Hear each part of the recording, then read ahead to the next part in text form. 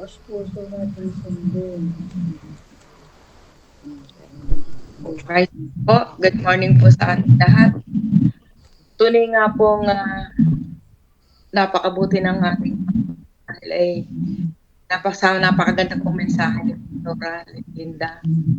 Kumbaga ay talagang lagi po tayong pinapaalalahanan ng ating Panginoon na talaga pong Gaganda na sulat mo, hindi ko mabasa. kailangan po natin talaga maging tapat tayo sa ating Panginoon po. Opo, Sabi daw po niya. ay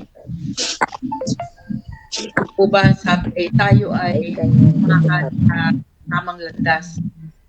Lumakad sa tamang landas, sa tuwid na daan. Sa akin naman po, ikinukwento ko yung daan sa bridge of hope.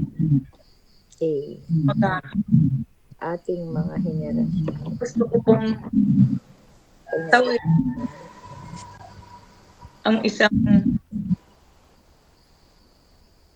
alam ko pangako na Diyos na ibibigay ko pagkakaroon sa amin. Na gusto po namin sa pagpapagod ng Panginoon na siya po yung nagtulay naming tatawiran upang matawid po namin kung ano po yung pagtulay. Sorry po, lagi. Ano po?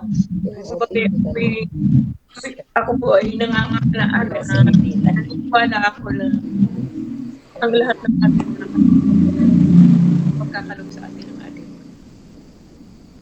na lagi pong gaano po sa aking isipan. Yes, no way. Yes, kapag talagang gusto na kaagad na ibigay ng ating para sa ikabubuti natin. No, kasi baka pag ibinigay kaagad, makalimutan na natin ang ating. So, umaasa po kami na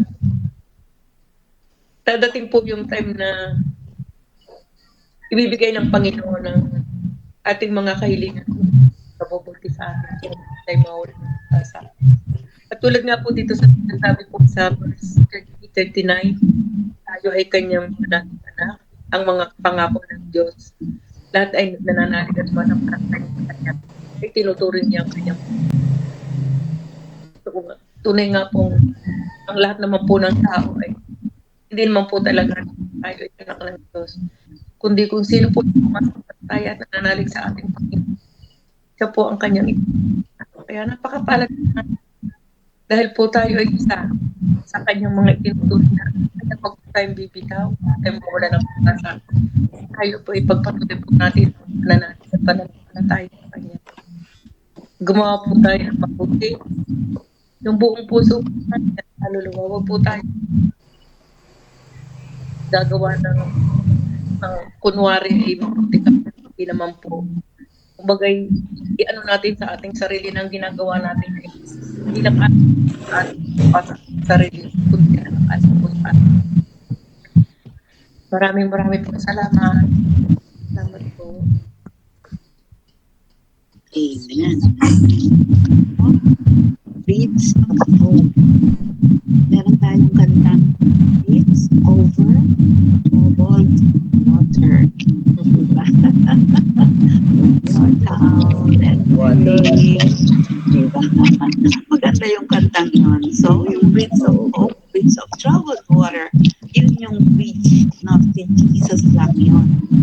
Siya yung magiging tulay. Diba? Siya yung tulay ng pagkakas. Tulay ng mga kung ano mang ating nararanasan ngayon. Yan. Kasi sabi nga, yan, I am the way, the truth, and the life. Oh, okay po. At sino po ang magdadagdag? Papakibot lang po nung hindi magsasalita. Oh. At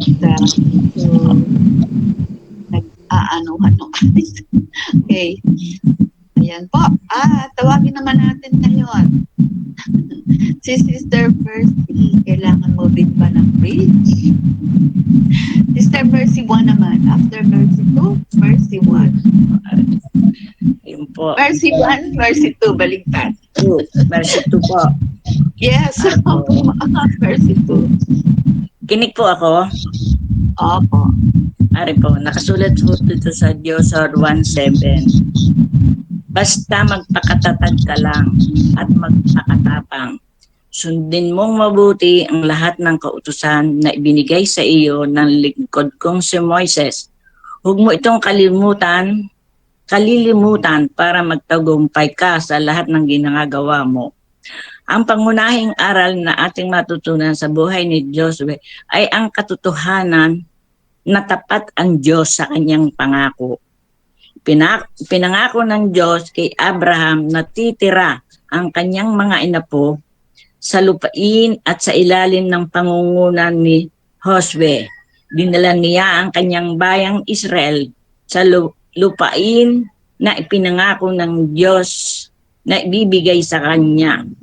Sa kabuuan po ay natupad ang pangako ng Diyos sa patuloy na pinasimula ng Diyos kay Moses sa pagpapalaya sa Israel mula sa Ehipto. Ito rin ay isang paghahalintulad na nagtuturo sa atin sa ganap na pagtubos na nakatuparan ni Hesukristo sa sinumang sumasampalataya sa Kanya. Gaya ni Moises, nalulungan niyang makalaya ang mga Israelita sa Ehipto. Gayon din po, pinalaya tayo ni Jesus mula sa pagkailipin, sapagkat nang nakipagkaisa po tayo kay Kristo ay pinalaya na tayo sa kapangyarihan ng kasalanan at kamatayan. At gaya ni Josue, siya po ay nanguna sa pagpasok sa Promised Land dahil siya po ang nagtuloy ng pagkatapos ni Moses, kaya pinangunahan at dinala niya ang mga Israelita sa lupang pangako. Tulad ng Panginoong Jesus, dadalhin niya tayo sa walang hanggang buhay na kasama siya. Kaya para sa atin ngayon, pinaaalaala na may mga pagsubok sa ating buhay na hindi maiiwasan. Mga problema, panghawakan natin ang Diyos 1:7. Basta't magpakatatag ka lang at magpakatapang. Sundin mong mabuti ang lahat ng kautusan, walang iba kundi ang Biblia. Sabi nga, huwag mong itong kalilimutan para magtagumpay ka sa lahat ng ginagawa mo. Kung papaanong si Josue ay ginamit ng Diyos, ay nabigyan ng kapahingahan ang mga Israelita sa lupang pangako, gayon din po ang Panginoong Jesus na sure bibigyan niya din tayo ng kapahingahan sa piling ng Diyos sa tamang panahon kung magiging matatag po. Ito po ay naluloob na ano mga pong pagsubok natin, ano nga pong dumating sa ating buhay, basta ipagpatuloy lang natin ang buhay, ang pagbabasa ng Bible dahil naroon lahat ang instruction ng Diyos para tayo makamit. Huwag po tayong hihiwalay at doon po natin makakamit ang covenant ng Diyos.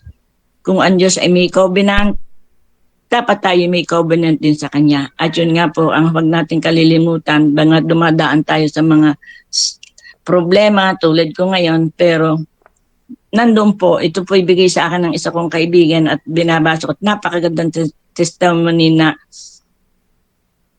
ang tanong sa akin, makakapagpatuloy ka ba sa iyong kalagayan ngayon? At sabi ko, tuloy ang laban.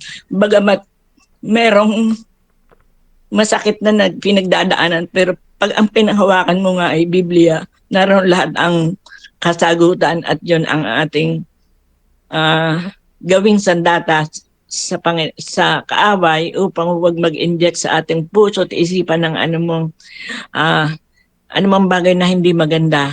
Minsan nga po, pag ikay nagdidilit, nag-iisip ng mga nagdaan, doon ginagamit ng Diyos ang lahat ng para tayo ay umagwat sa Panginoon. Pero pag ikinagbasa ng Biblia at nagkatulad may mga kapatirang nagpapayo, nabubuhay uli at ikay lumalakas sa Panginoon. Kaya nga tuloy at maging matatag pa sa mga nangyari. Yun lang po, kahit masakit, pero kailangan tayo ay makapagpatuloy at ipakita natin ang kabutihan ng Diyos. Maraming kabutihang ibinigay ang Diyos